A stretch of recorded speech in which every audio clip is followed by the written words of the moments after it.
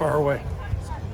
Kirk, is this about what you've seen as far as offense, defense through the first week and a half, or would you evaluate? Probably fairly consistent. Yeah, we're hardly game ready, and first time we had officials out here, so I ran out of paper for penalties.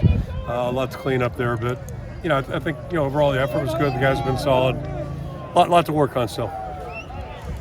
Right now, looking at quarterback, is this a typical day that you've seen through now 9 practices? It's probably a fair assessment. Yeah, just again, like everything, not consistent enough at this point, and it's we're just going to keep working. Every snap's really important for us right now. What gets you to that level of consistency that you want? Practice. Meetings are important. They'll have a good opportunity to learn from this today. When we sit down tomorrow and look at the tape, that's obviously a big part of this whole thing. But the trick is to see things on tape, and then how well can you process it individually, and then get on the field and go to work. And that's the biggest thing. And that's individually and collectively. So, it's just a process. Samari getting some first team work. Kind of what stood out to you so far about him? Yeah, he's done a really nice job. I think I mentioned yesterday, LaShawn's had some soft tissue stuff. So he did a good job in bowl prep last year. I mean, he did a good job all fall, but in bowl prep we kind of saw him making a big step, and it continued in the spring. And he's done the same thing last 9 practices now. So he's got a great attitude. I can't see his face when he runs the ball. I'm always standing behind him, but I'm guessing he's smiling. Like he just runs like he's smiling all the time. He enjoys doing what he does. It looked like Brendan Sullivan had a really nice 2-minute drill there. Yeah. Is he catching up quick enough? We'll see. That's a good thing. We got a couple of weeks here to really evaluate the team. But, I think considering he got here in June, he's making up for some lost ground. And you compare the two guys, Cade hasn't played in 2 years basically, whereas, Sully has played. He's been out there and playing a little bit. So that's again where the repetitions are really important for us right now, and especially in team situations are really important. Sullivan got most of the 2 reps. Is that fair to assess of Cade being 1 and Sullivan being 2 right now? Yeah, and I think we're just gonna let the guys keep playing. All 3 guys keep playing, and I'll go back. 4th of July, the weather's crappy. I was in and out. I actually watched NFL Network a little bit. We got that channel now, for at least 2 years at the house. So we're living big. We got YouTube, YouTube TV, and it was the first Super Bowl year, first one I think, maybe the first one. And Bradshaw was a young player who really, remember they played Houston. I think he was like 2 out of 14, but the leading rusher, and that was him. And then I walked in a couple hours later, they were up to 79, and he's the reason they won that one, probably him and John Stallworth. So, with quarterbacks, you just got to let them keep playing and see what they can do. But, we're gonna keep giving all 3 guys good reps. Gave you some optimism about how McNamara played today. Yeah, I think he's progressing. He's progressing and getting more comfortable. Just not to make fun of 7-on-7, but it's got its place. But 7-on-7 is not real football.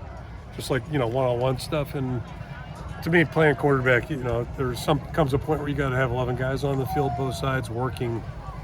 He's got reads that are hard. Plus, you got to feel the pocket and the rush and all those kinds of things. So.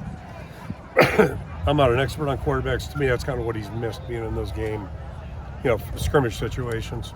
It seemed like you were getting a push in the run game, at least a little better on the offensive line than last Kids Day. Did you like what you saw from the run game?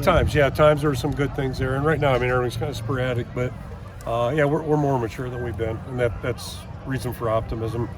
And I think the good thing about our whole team right now, not only is anybody on our team that can't get better, and that's how we need to be thinking, whether it's the defensive guys that are pretty veteran or the offensive guys that really, we haven't done it in a scrimmage situation, where it counts. Like this counts, but it doesn't count. And, that's the next step. Cade looked a little mobile today. He had a few runs and looked like it was all smooth, and he wasn't worried about that knee or anything. Yeah, he shouldn't be. But that's easy for me to say. I'll go way back when Greenway had his ACL. Remember, he was cleared. He came back, I think it was in October, late October, something like that. It still took him probably about a month where he looked like Chad Greenway again. Like, he was cleared, he was going, his strength was better than it was before it was repaired. But, you got to gain confidence in it. And to do that, again, that team situations are really important. You don't get that in 7-on-7. So that's why this time's really important for him. One more reason it is. And, Yeah, the knee's good, but it's just you got to get that confidence back. How special is it to meet with the kid captains before Oh yeah, practice? I don't know who deserves the credit, but we need to find out and make sure they get the credit they deserve. Just like Anita Young with the wave. It's just Anita Young, Krista Young, and Anita. Got my names mixed up here. But it's just such a great concept. And I don't know how many years. It's like 12, 13, 14. But what a nice concept. And I'm glad I'm not on the judge to have to pick 12 because there's a lot of good nominations. I know a lot of good stories, and one of our own, John and Brooke with Hunter here. That's pretty cool. Luke Lachey wasn't in the 11 on 11. Any update with him? And Xavier Wampa was not available. Yeah, Xavier's he's been nursing an injury, not whole camp, but part of camp. Okay. Luke came up a little sore yesterday, sort of held him out, but he's fine. He's doing good. What about the wide receivers? He's gotten a lot of work, obviously. Okay. What do you think about the wide receivers? Work in progress, but a lot to learn, especially the next 2 weeks. This is a really big 2 weeks for us right now. Really good opportunity, and again, I got a pretty good feeling what Higgins and Jackson are going to do over there.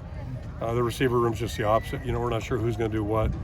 But I think there's some good potential. Just this is a time where somebody's got to step up and really kind of show they're ready to go. Is Washington working at receiver? A little bit, yeah, both ways. Yeah, both ways.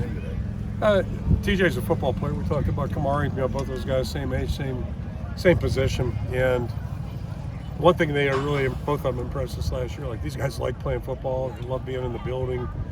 They just always are upbeat and good attitude. And they both are very talented. So, TJ may do both. At some point, we're going to have to probably limit his reps a little bit. We've worked him more at receiver only because he got all the running back reps last year.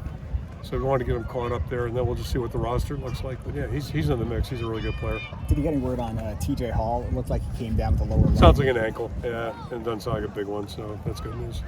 Yeah, so far so good. Didn't get a chance to ask yesterday, but Cade Ward was arrested in July. Yep. Is there any suspension, and is there anything you can comment on? Yeah, well, it's unfortunate, and anytime a player makes a bad decision, I know he's remorseful about it.